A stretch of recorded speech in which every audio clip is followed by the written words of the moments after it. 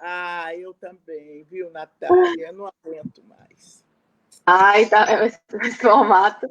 Pronto, acho que a gente acabou de ficar online, mas leva uns minutinhos até o pessoal ir entrando. Mas enquanto o pessoal vai entrando, me fala como é que estão as coisas por aí, como é que tá essa quarentena tão dura. Olha, eu tô 1001 utilidade, né? Aqui é uma casa de 5 pessoas e só uma cozinha. E você tem essas atividades todas, né? Então, aqui tem... Eu moro aqui num bairro que a rua, todo dia, 8h30, a gente tem que ir bater as nossas panelinhas. Aí já tem aqui os apartamentos que batem. Aqui no meu, só eu bato panela. Está só um barulhaço aqui. É certo. Olha só, a gente já está com o pessoal aí entrando. Como a gente tem um tempo curtinho hoje, já vamos começar. Boa noite, companheirada, que já está online com a gente. Eu estou extremamente honrada aqui hoje, que é a nossa companheira, que vai ser entrevistada no nosso Natália Chama de hoje, a companheira Benedita da Silva. Boa noite, Bené. Boa noite, Natália. É um prazer estar aqui com você e com todos aqueles que estão nos acompanhando. Obrigada, companheira.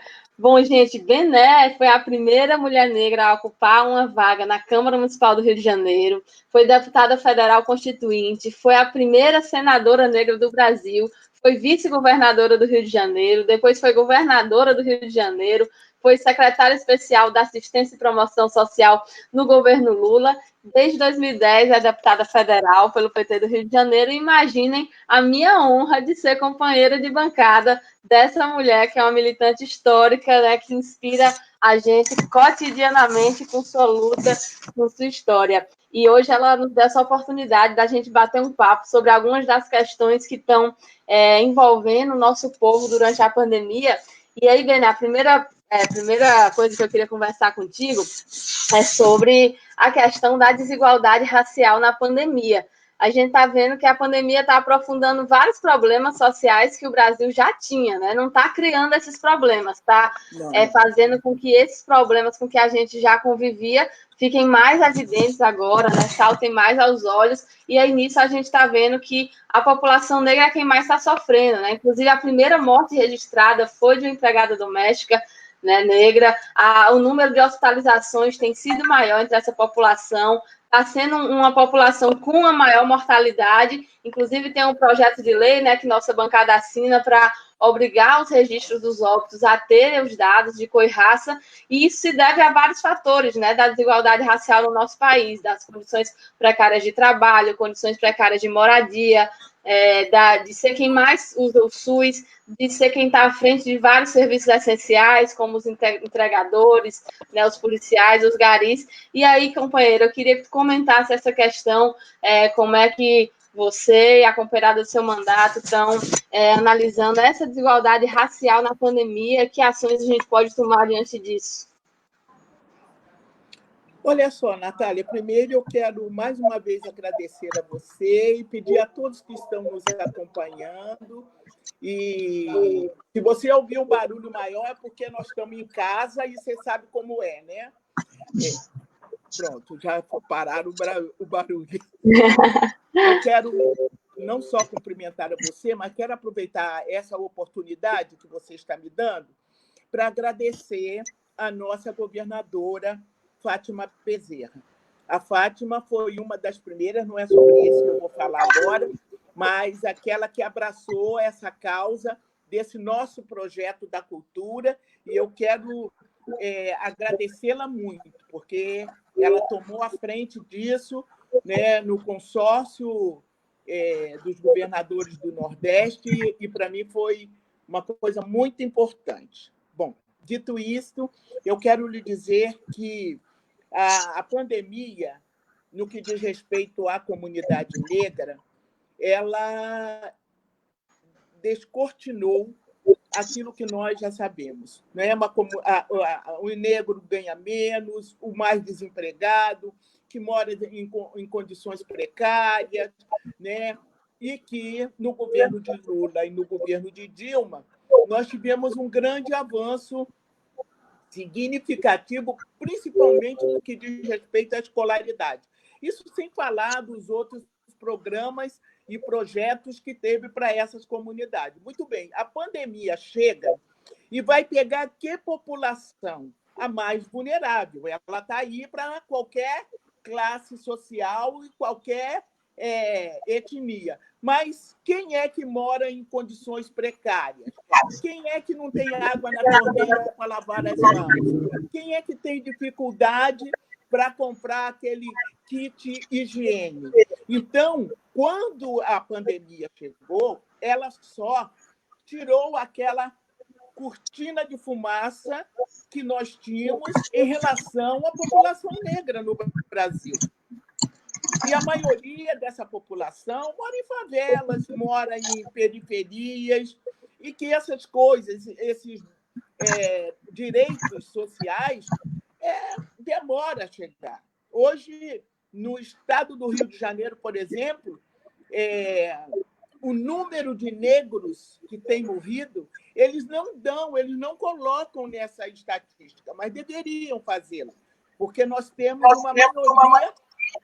Nós não queremos que morra ninguém com coronavírus, mas isso é patente que nós estamos aí vendo quanto essa população está sofrendo com isso. Agora, por um outro lado, a solidariedade veio desse povo, sabe? A vizinha que cuidou da outra, a vizinha que, sei lá, dividiu o café, dividiu o açúcar, dividiu o arroz, as crianças em casa, e eles começaram, entre eles mesmo, criar essa sua bolsa, né, de alimentos, e aí as pessoas foram chegando, né, mas o Estado, propriamente dito, chegou muito depois, quer dizer, está querendo chegar com as medidas que nós votamos na Câmara e lá no Senado, mas ainda não atingiu a essa população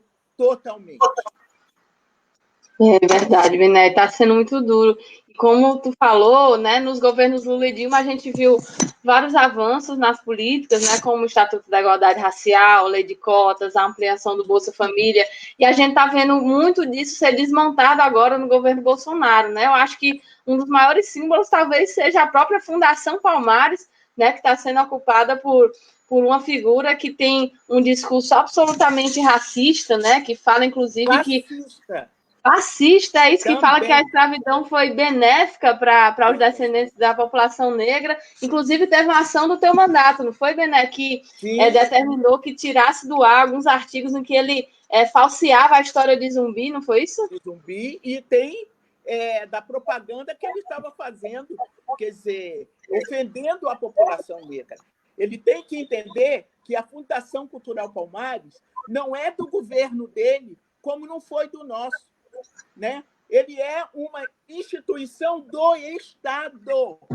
Então, ele está ali para beneficiar. Você vê que coisa violenta, O Bolsonaro coloca um negro, e um negro de pensamento igual o dele, que não se libertou ainda, e coloca ali para esse negro ficar fazendo o serviço que ele gostaria de fazer, mas como eu já processei uma vez e ganhei com a história do quilombola, então ele põe aquele negro lá, fascista, e aquele negro, então, vai fazer o serviço que ele gostaria de fazer, que é dizer que não tem escravidão, fazer que a princesa Isabel foi maravilhosa, né? Nada contra a princesa Isabel, mas dizer que nós estamos livres, principalmente agora, nesse governo nós não estamos livres, porque foi no governo de Lula, no governo de Dilma, que titulamos terras quilombolas, ele quer tirar.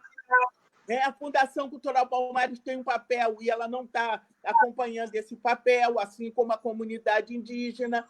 Então, nós estamos vivendo tempos difíceis, porque estamos tendo um retrocesso em todos aqueles direitos que nós tínhamos. Porque quando o Lula criou Minha Casa Minha Vida, ele fez assim, uma mudança quase que radical nas favelas.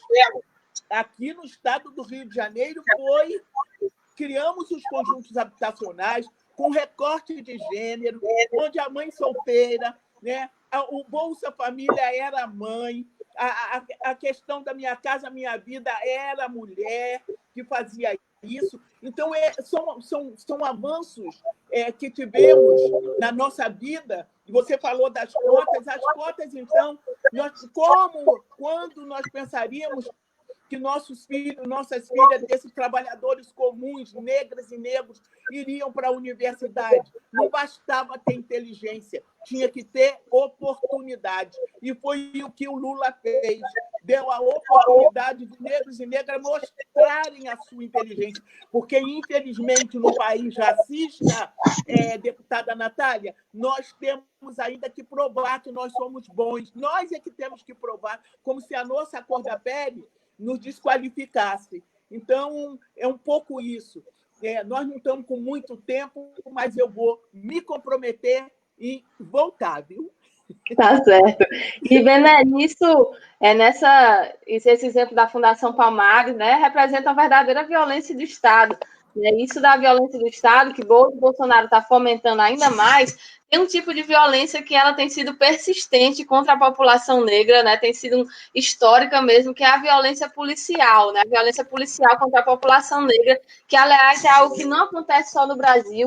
A gente teve recentemente o assassinato do menino João Pedro, né, de 14 anos, em casa, né? Nem na pandemia, nem no isolamento social, a população negra deixa de ser vítima desse tipo de violência. A gente teve nos Estados Unidos o caso de George Floyd, e que está provocando já vários dias uma onda de protestos que está se espalhando pelos Estados Unidos inteiro. Aqui no Brasil, a gente teve no Rio de Janeiro ontem o ato Vidas Negras Importam, né? Aliás, no meio desse ato, um policial apontou um fuzil para um jovem negro desarmado, né? Simbolizando a própria pauta daquele ato que estava acontecendo. E a gente vê que nem na pandemia, né, esse tipo de ataque nem se esse jovem negro estiver dentro de casa, ele está protegido desse tipo de violência. E eu queria, deputada, que tu comentasse um pouco desse tema, né? Desse tema da violência policial e desse tema das reações que estão surgindo nesses últimos dias contra essa violência. Nós já tínhamos uma violência, primeiro com a população negra, né? Todo negro ou negra, a primeira leitura que a polícia se faz é que é um bandido, não é uma pessoa decente. E isso está na cultura de formação desses policiais. Isso não justifica os seus atos, mas é para dizer que você tem um policial que é negro e que mata o outro negro. Você vê a abordagem que foi feita com um fuzil, e o rapaz abre a mão como quem diz assim, gente, o que é isso? Num ato que é justo, porque no Rio de Janeiro nós não aguentamos mais o número de negros e negras que morrem todos os dias, com as chamadas balas perdidas, mas agora não tem balas perdidas. Eles estão escancaradamente fazendo. E o escândalo que aconteceu agora nos Estados Unidos também mostra de que nós, no Brasil, toleramos esse tipo de coisa. Nos Estados Unidos não acontece, o povo vai para a rua. O povo vai para a rua, o povo grita, mas se nós formos para a rua hoje, num ato desse, pode ser que o ato se torne... A gente sai pacificamente para um ato e o que acontece? Você pode morrer no ato, um ato que pede o quê? Justiça, um ato que pede paz. Então, o policiamento... Saúde. Obrigada. O policiamento é um policiamento que vem de uma formação seguinte. Identifique um marginal. O negro, um cabelo rastafari, ou black power, ou de bonezinho, ou de tênis da Nike, essa coisa toda em cima de uma pele negra. E agora, Natália, para você ter uma ideia, além dessa violência que se cometeu num ato pacífico, mas, Natália, ninguém tinha feito absolutamente nada. Do Pedro, olha, foi uma loucura. Eles botaram o menino dentro do helicóptero. A família ficou desesperada, sem saber para onde eles levaram aquele menino, aquela criança, o menino dentro de casa.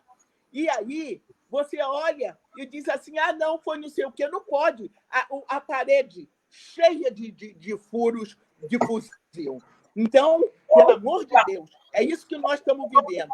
Tanto assim que a deputada Thalíria, junto comigo, apresentamos um projeto agora para esse tempo de pandemia, porque nós não estamos aguentando as batidas nas comunidades. Então, eles não podem fazer intervenção numa comunidade, nem agora na pandemia. Não podem. O menino que morreu, você viu, o menino estava entregando cesta básica aqui no Rio de Janeiro e foi morto. O outro lá nos Estados Unidos dizendo, eu não estou respirando. Eu não estou respirando. E você vê essa imagem na televisão, para a gente, é terrível. Se é terrível para você, que não é negra, imagine nós negros olhando aquilo e ele dizendo que não estava respirando, e mais 2 olhando e não fizeram nada. Poderia ter tirado, pelo menos. Eles já estavam algemados. Ele já estava algemado. Como é que ele ia sair correndo ali? Ele não ia conseguir. Entende? Então, essas barbaridades têm acontecido. A gente precisa de polícia com inteligência. A gente não precisa de miliciano. Está se formando milicianos por todos os cantos. Eles estão interferindo na liberdade. Eles estão interferindo. Você só pode comprar o gás se for com eles. Você só pode... Se você tem uma venda, você tem um percentual que você tem que dar, sabe? Você tem que botar a internet, tem que ser com eles. E hoje estão fazendo casas nas calçadas. Esses conjuntos habitacionais tão bonitinhos que as pessoas receberam, eles agora, em frente a esse conjunto, eles estão armando e estão alugando. Quer dizer, imagine, e você acompanhou o desastre que aconteceu no Rio, do prédio que desabou, e as pessoas foram compradas na mão deles, por eles. Então, nós temos que fazer uma discussão sobre política de segurança. Não podemos aceitar que milicianos, que as pessoas estejam, além de inseguras, né? Elas são pessoas ameaçadas. Você tem bandido de um lado e você tem miliciano do outro. Policiamento é muito pouco. E os que tem não são para as pessoas negras, não são para as pessoas de comunidade e de periferia. Bené, muito duro esse momento que a população negra já está sendo mais afetada pela pandemia na área da saúde mesmo, ainda ter que simultaneamente enfrentar esse tipo de violência, né? Enquanto isso, a gente viu em São Paulo um vídeo de uma mulher branca que estava com um taco de beisebol na manifestação, taco de beisebol para talvez agredir alguém, sendo gentilmente levada até longe da manifestação, né, com um tratamento absolutamente diferente do que é dado às pessoas negras. E aí, companheira, ainda nesse tema da pandemia e das populações que estão sendo mais afetadas, a gente teve aí que os trabalhadores da cultura, inclusive uma parte importante deles, né, trabalhadores e trabalhadoras negras também, que estão fazendo todo esse mercado da cultura funcionar, que movimenta bilhões no nosso país, né, que gera muitos empregos. A gente viu esse setor ser um dos que mais foi afetado, né, foi o que primeiro teve que parar, pode ser que seja um dos últimos a voltar. E aí você teve um projeto de lei que foi importantíssimo, né, um projeto de sua autoria que movimentou a Câmara inteira, e vários deputados, inclusive projeto da nossa autoria. Então, eu queria dizer agora, vários deputados e deputadas subscreveram, inclusive eu, né? A gente virou coautor, E foi uma mobilização, Bené, foi no país todo, né? Acho que fazia tempo que eu não via um projeto ter uma mobilização tão ampla. A gente vendo em todos os estados, teve plenárias de mobilização, com o pessoal que trabalha no setor, com gente das prefeituras, dos governos do estado.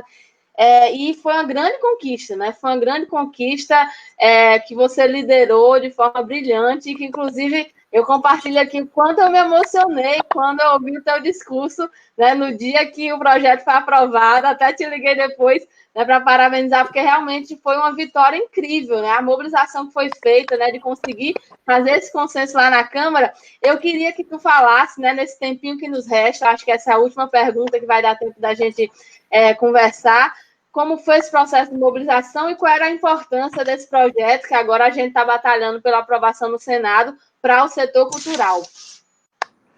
Olha, você sabe que os artistas, você tem vários níveis. E tem aqueles que são visíveis, que você conhece, né? Que você vê na televisão, ou que você vai em um teatro, está sempre ali, mas tem os invisíveis, que produzem, como você já disse, né, 2,6% do PIB brasileiro. E eles são 5 milhões de trabalhadores e trabalhadoras da cultura. Como não inserir, se eles começaram, foram os primeiros a pararem as suas atividades, com gente ali dentro, de camareira, né? O moço que leva o café, o outro que vende a pipoca e tudo mais. Né? Essas pessoas tiveram que ir para o isolamento social. Mas eles foram para o isolamento social em piores condições que você pode. Por quê? Porque estavam trabalhando e tiveram que trabalhar. Suas atividades não permitem de que eles sejam pagos não estando trabalhando, até porque eles vivem de quê? De plateia. Se você não tem plateia, se não está abrindo espetáculo, como é que você vai se manter? E ficou de fora. Nós tentamos, mas ficou de fora. E aí, né, nós trabalhamos o ano inteiro com esses trabalhadores e trabalhadoras. Tivemos a oportunidade de ir para o Brasil afora. Foi uma discussão muito linda. Em 2 meses, eles fizeram uma conferência. 2 meses, eles fizeram uma conferência nacional, se comunicaram por tudo quanto é canto, secretários de cultura municipais, estaduais, governantes do governo. Foi uma coisa espetacular. E aí, nós queríamos, como queríamos também colocar R$ 1.200, e o Bolsonaro queria colocar 200, aí nós nos unimos e conseguimos chegar à oposição lá em R$ 600, também com os trabalhadores da cultura. Eles não quiseram. Nós queríamos que fosse R$ 600 para quem não tem nada, e 1.200 para aqueles que têm um compromisso, por exemplo, luz, água, palco, o espaço alugado, todas essas coisas, como iriam pagar?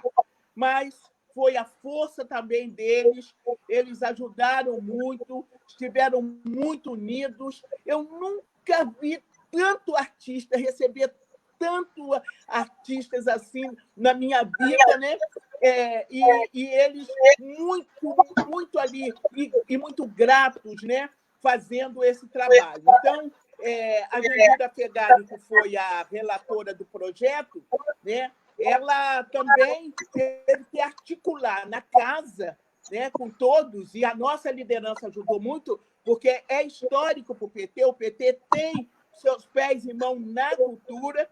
Então, foi muito fácil, né, combinar. A Jandira combinou com o Guimarães, né, o líder da minoria, e a gente conseguiu colocar na urgência, né? E a urgência nós conseguimos votar com uma única exceção, que votou é o de sempre. O novo, que de novo não tem nada, não quis votar conosco. Mas aí nós garantimos, nessa lei emergencial, nós garantimos que essas pessoas possam estar recebendo. Mas eu, Natália, apesar do tempo que eu estou correndo aqui, mas tem uma coisa que é muito importante, que nós, autora, coautora, relatora, todo mundo, temos uma responsabilidade de dar continuidade à reunião com esse pessoal. Agora nós estamos tratando do Senado, estamos ajudando lá no Senado, conversando lá com o Humberto, conversando com o Paim, conversando com o nosso senador Eu esqueço o nome dele, diz para mim. Jean Paul, do Rio Grande do Norte. Jean Paul vai me matar. Verdade, esquece, é o Jean Paul, né? Aí tem um nome desse, eu falei, meu Deus do céu. A gente vai. Mas, olha, e para que eles possam também lá votarem, para que não coloquem mais emenda, porque está tudo combinado, redondinho, com promessa de sancionar e dentro de 15 dias já começar esse repasse desse recurso. Então, foi uma lei porque foi lei para trabalhadores e trabalhadoras. Agora, Natália, nós estamos na luta para depois porque isso é uma emergência, e nós precisamos colocar, né, que as pessoas estejam mais estáveis com isso. Nós não sabemos quando é que nós vamos ter totalmente essas atividades funcionando, com público e tudo.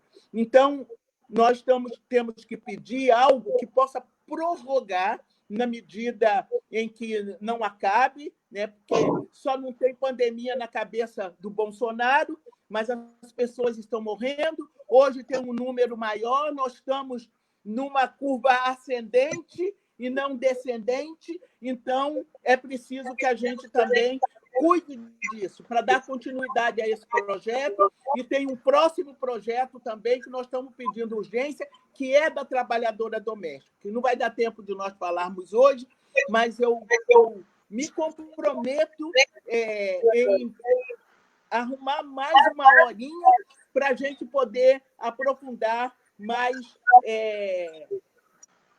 nesses debates nossos, nesse debate temático, mas até lá eu quero o Bolsonaro fora, sabe? Ninguém aguenta mais um governo que não gosta da gente, não gosta do PT, não gosta da oposição, não gosta dos negros, não gosta dos indígenas, né?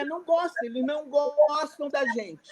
Então, nós precisamos, junto com esse povo brasileiro, o povo pobre, o povo que necessita, que precisa de um Estado robusto para poder atendê-lo. Nós temos que fazer muitas brigas ainda, dar mais sustentabilidade ao nosso SUS e o SUAS. São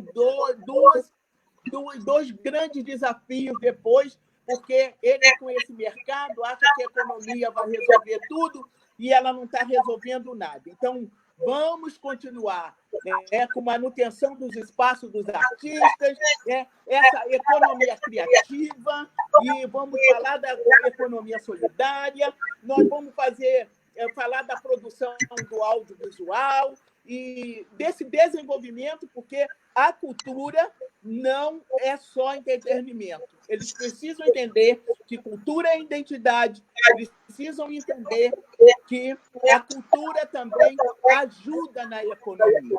Então... Perfeito, Bené. Chegou tua hora, super obrigada. Eu queria que tu tivesse a dimensão do que tu significa para a gente, do que representa todas as portas que você abriu na sua história, no que isso representa para a gente, a inspiração que você é. Espero que você tenha a dimensão disso, do que tu é para nós, para as mulheres que entram no PT, para as mulheres que vão para essa caminhada aí da trincheira institucional. Muito obrigada por ser essa inspiração que você é para a gente. Um cheiro bem grande, um beijo com força para toda a tua família. E eu vou querer esse outro momento para a gente falar do PL das domésticas, para a gente continuar esse debate. Fora Bolsonaro! Fora Bolsonaro! Olha, um beijo no coração das mulheres inteiras mas diga para os homens não ficarem com ciúme, neles também. Um grande abraço e espero voltar para a gente. Olha, eu te admiro muito, viu? Muito mesmo. Você é uma senhora deputada, mulher competente, aguerrida. Fiquei muito feliz da semana que você ficou lá como líder, né, tocando lá o pau, né, e foi vitoriosa. Olha, Natália, você não vai acreditar, mas você já aprovou mais projetos do que eu, no seu primeiro mandato. Ainda não aprovei nenhum. Maravilhosa que você é, viu? Mas que continue assim, viu? Obrigada, companheira. Significa muito para mim. Que ele tem, tá? Obrigada, viu? Um beijo cheiro. Muito obrigada pelo seu tempo. Até a próxima. Boa semana. Obrigada, companheira. Um beijo. Tchau.